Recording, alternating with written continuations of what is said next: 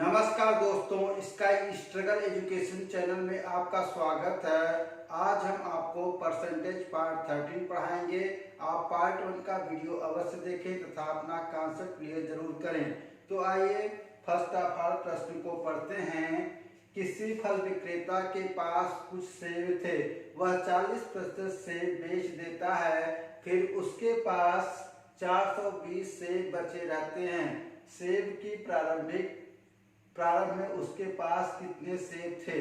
तो देखिए यहाँ पर फर्स्ट ऑफ ऑल हम क्या करते हैं, 40% का फ्रैक्शन निकालते हैं। कितना होगा? 2/5। तो देखिए यहाँ पर सेलिंग एप्पल और रिमेनिंग एप्पल,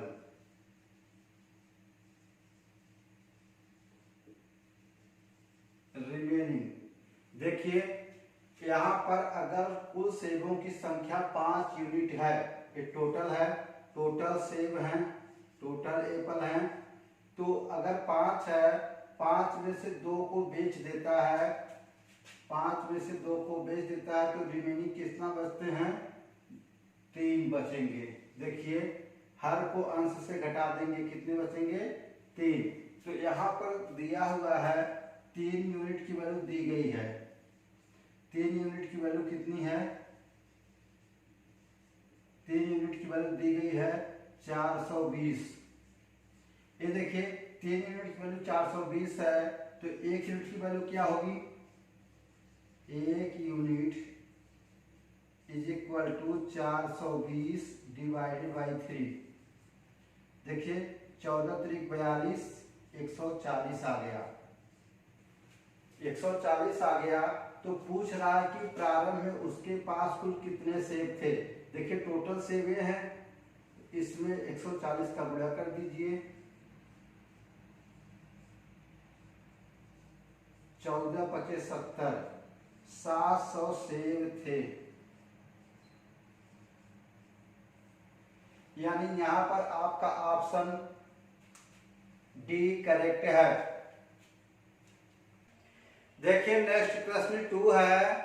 एक संगठन के 940 कर्मचारियों में से 15% कर्मचारियों की उच्च ग्रेड पे पदोन्नति हुई, कितने कर्मचारियों की पदोन्नति नहीं हुई? तो यहाँ देखिए, यहाँ पर देखिए 15% का फ्रैक्शन क्या हो जाएगा?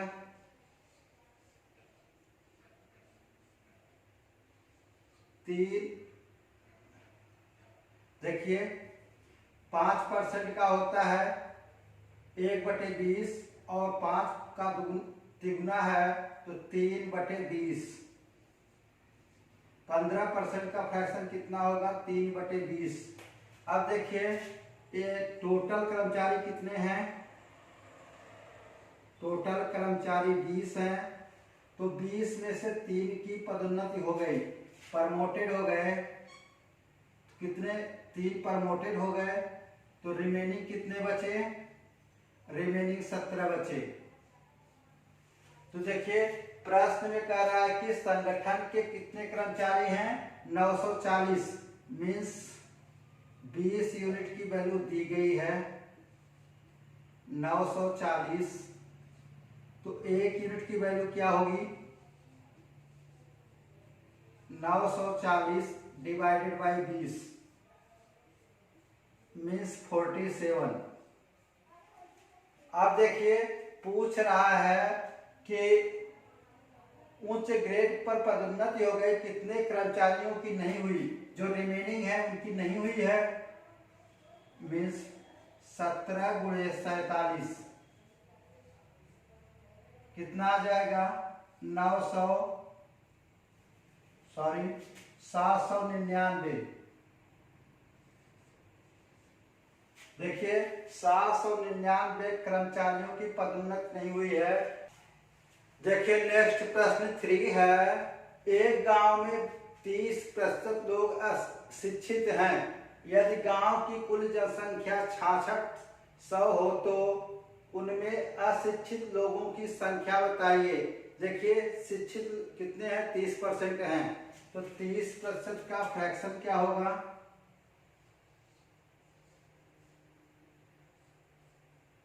3/10। देखिए टोटल जनसंख्या कितनी है, 10 है। 10 में से 3 शिक्षित हैं, मीन्स एजुकेटेड हैं, 3 एजुकेटेड हैं। तो अनएजुकेटेड कितने होंगे, 10 में से 7 लोग जो है अशिक्षित हैं, अनएजुकेटेड। तो 7 लोग हो गए।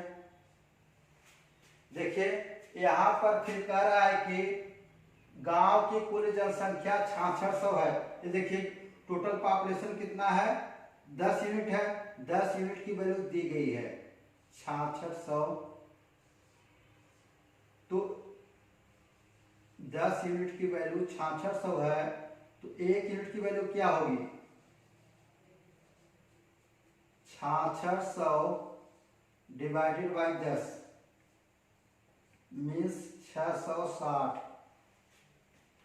तो देखिए पूछ क्या रहा है कि उनमें अशिक्षित लोगों की संख्या पूछ रहा है। तो 7 यूनिट है, अशिक्षित लोग 7 यूनिट है। 7 का मल्टीप्लाई 660 में होगा, तो यहाँ मल्टीप्लाई करेंगे कितना आ जाएगा, 4620। मीन्स यहाँ पर आपका ऑप्शन बी करेक्ट है। क्वेश्चन नंबर 4 है, किसी विद्यालय में छात्रों और छात्राओं की संख्याओं का योग 150 है। यदि छात्रों की संख्या 100 हो तो छात्राओं की संख्या विद्यार्थियों की कुल संख्या का x% हो जाती है। छात्रों की संख्या है, मीन्स यहाँ पर छात्रों की संख्या बतानी है। माना छात्रों की संख्या क्या है, मालूम नहीं है, यहाँ पर दिया गया है छात्रों की संख्या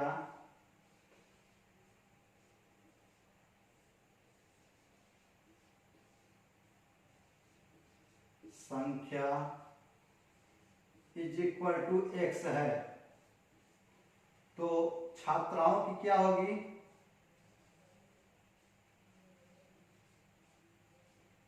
छात्राओं की संख्या is equal to 150 minus x। अब देखिए प्रश्नानुसार कह रहा है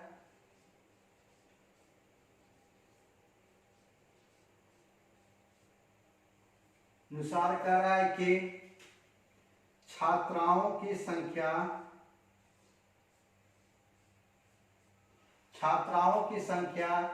कुल संख्या कितनी है, 150 है, का x% है, मीन्स x/100। यहां से कैंसिल करिए, 5×3 = 15, 5×2 = 10। तो 150 is equal to x plus 3x/2। 150 is equal to 5x/2।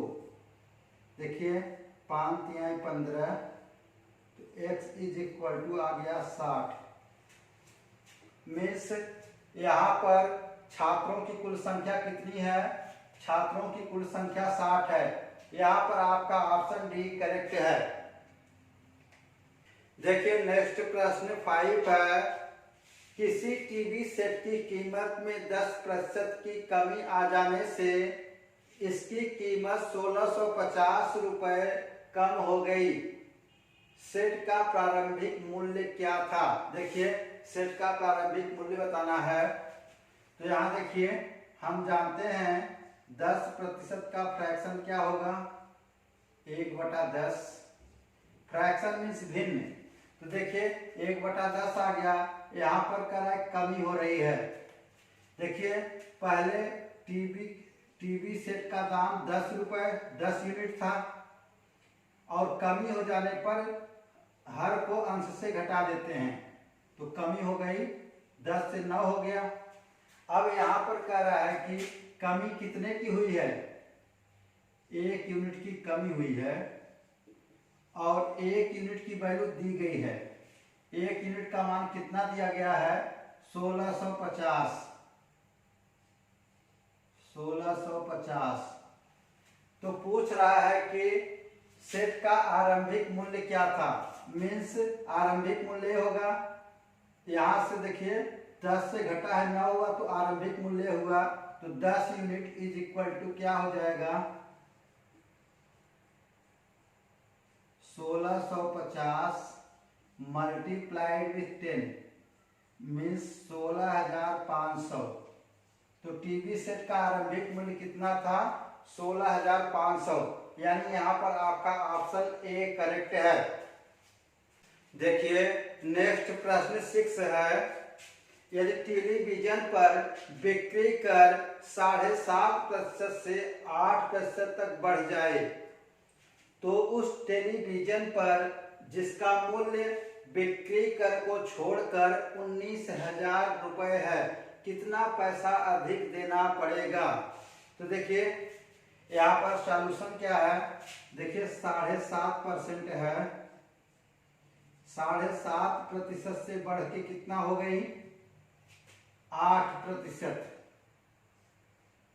तो कितना बढ़ी है? 1/2% बढ़ी है।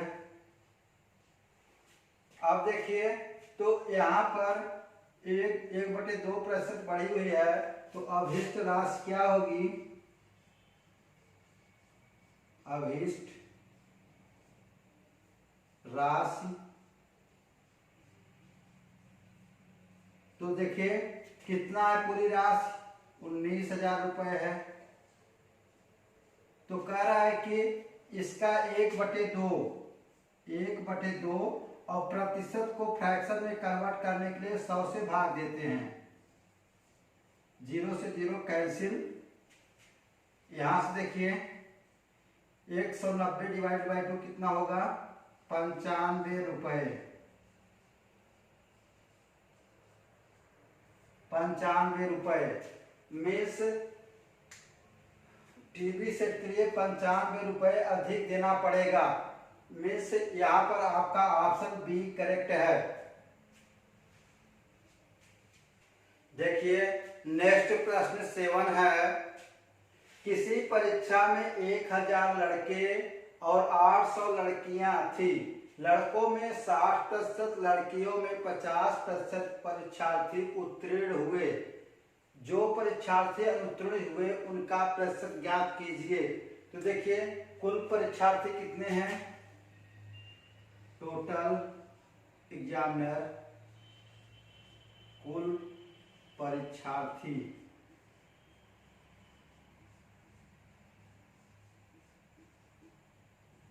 कितने हैं? 1000। लड़के 1000 हैं, लड़कियां कितनी हैं? 800 है। तो कितना हो गया? 1800। तो कुल परीक्षार्थी कितने हैं? 1800। तो देखिए यहां पर करा अनुत्तीर्ण मतलब फेल, अनुत्तीर्ण परीक्षार्थी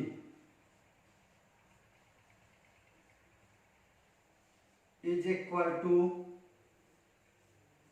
ये देखिए यहां पर कह रहा है कि लड़के 60%, 1000 का देखिए 60% पास हो जाते हैं तो फेल कितने हुए? 40%। तो देखिए 40% का फ्रैक्शन क्या होगा? 2/5। 60% पास हो रहे हैं तो फेल कितने होंगे? 40%। 40% का फ्रैक्शन 2/5 प्लस 800 लड़कियां हैं। अब करा है कि 50% लड़कियां फेल हो रही, पास हो रही हैं, तो फेल कितना हो रही हैं? 50%।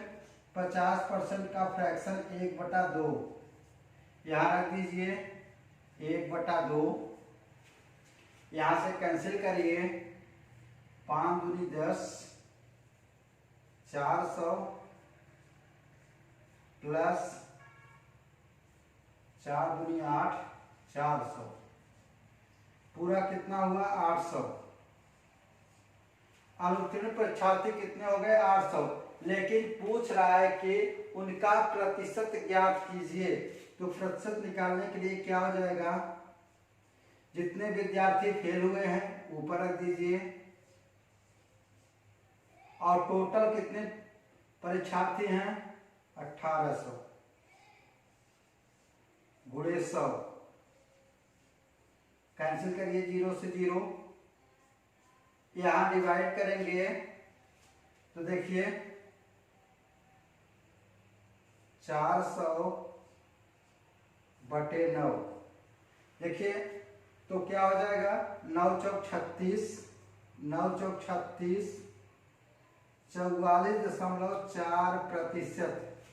तो अनुत्तीर्ण परीक्षार्थी कितने हुए 44.4%। मीन्स यहाँ पर आपका ऑप्शन सी करेक्ट है। देखिए नेक्स्ट प्रश्न 8 है, एक बल्लेबाज ने 110 रन बनाए जिनमें 3 चौके तथा 8 छक्के सम्मिलित थे। खिलाड़ी ने अपने रनों के कुल योग के कितने प्रतिशत रन विकेटों के बीच दौड़ने के द्वारा बनाए। तो देखिए यहाँ पर कुल रन कितने हैं, टोटल रन, कुल run is equal to 110 run है। अब कह रहा है कि बिना दौड़े, बिना दौड़े मीन्स जो चौके और छक्के से बने हुए हैं, बिना दौड़े रन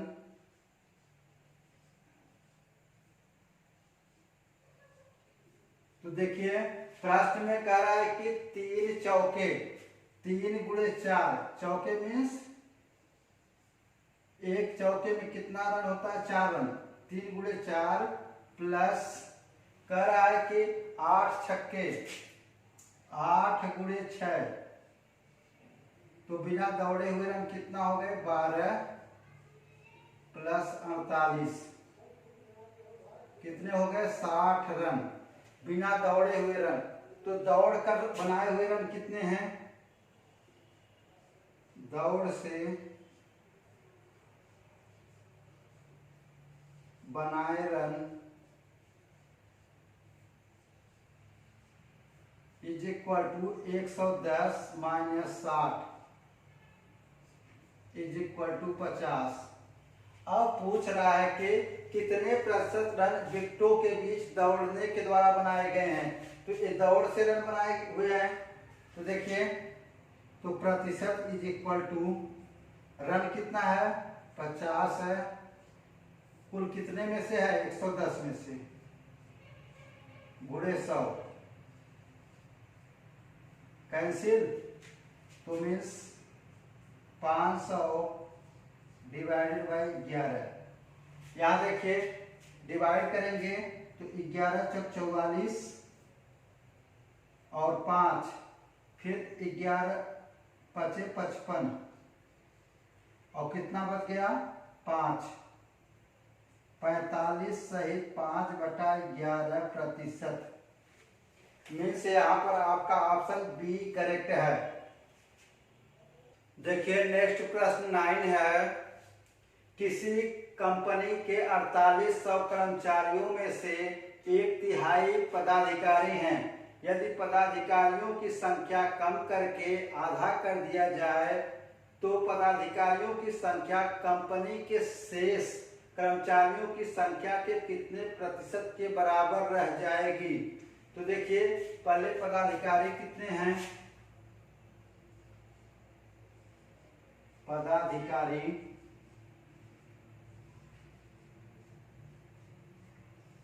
पूरे कितने कर्मचारी हैं 4800। कह रहा है कि उसका 1/3 पदाधिकारी हैं, तो पूरे 4800 1/3 कर देंगे तो कितना हो जाएगा 1600। तो देखिए तो यहां पर शेष कर्मचारी कितने होंगे, शेष कर्मचारी यही लिख देते हैं, शेष कर्मचारी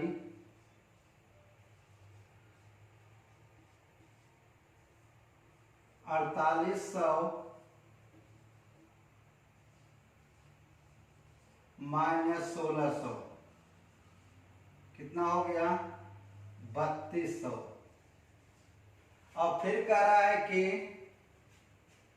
देखिए जो पदाधिकारी हैं, कह रहा है कि यदि पदाधिकारियों की संख्या कम करके आधा कर दिया जाए, देखिए आधा कर दिया जाए तो 1600 का आधा कर दिया जाए कितना हो गया 800।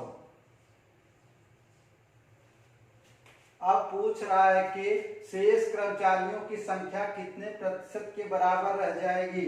देखिए ये जो है पदाधिकारियों की संख्या है और पूछ रहा है शेष कर्मचारियों का कितना प्रतिशत होगा, तो प्रतिशत is equal to 800 divided by शेष कर्मचारी 3200 गुणे 100। यहां से कैंसिल करिए 8 चौक 32 कितना आ गया 25%। मेष कर्मचारियों की संख्या कितनी होगी 25% होगी, यानी यहां पर आपका ऑप्शन ए करेक्ट है। देखिए नेक्स्ट प्रश्न 10 है, राम अपने वेतन के 14% की बचत करता है जबकि श्याम 22% की बचत करता है। यदि दोनों समान वेतन पाते हैं तो श्याम 1540 रुपए की बचत करता है, तो राम की बचत कितनी है। तो देखिए यहाँ पर श्याम की बचत कितना परसेंट है 22% है। 22% का फ्रैक्शन निकाल लेते हैं, क्या हो जाएगा 11/50। तो देखिए यहाँ पर कह रहा है श्याम की बचत 1540 है, मीन्स ये देखिए पूरा टोटल इनकम कितनी है 50 है। टोटल वेतन कितना है 50 है। 50 में से देखिए यहाँ पर 11 यूनिट की बचत करता है, तो इसका मान दिया गया है कितना है 1540। 11 यूनिट बचत करता है, तो 1 यूनिट का मान कितना होगा 1 unit is equal to 1540 divided by 11। यहाँ पर देखिए भाग देंगे तो 11 करना में 11 और 11 चौक 44 140।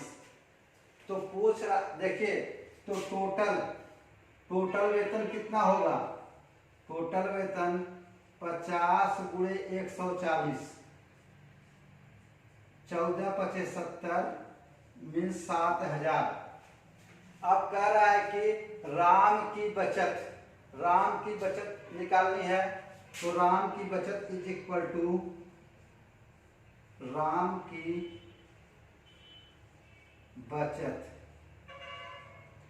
देखिए प्रश्न में कह रहा है कि राम और श्याम का वेतन दोनों का सेम है, तो देखिए जो 7000 है तो श्याम का भी वही वेतन होगा, जितना श्याम का वेतन है उतना ही राम का होगा। तो कह रहा राम की बचत कितनी है 14%, 14/100। 0 से 0 कैंसिल, यहाँ 14 सत्या 98 980। राम की बचत कितनी है 980 रुपए है, तो मीन्स यहाँ पर आपका ऑप्शन बी करेक्ट है। ये दोस्तों यह वीडियो आपको अच्छा लगा हो तो प्लीज चैनल को लाइक करें, सब्सक्राइब करें और शेयर करें। Thank you for watching this video. Have a nice day.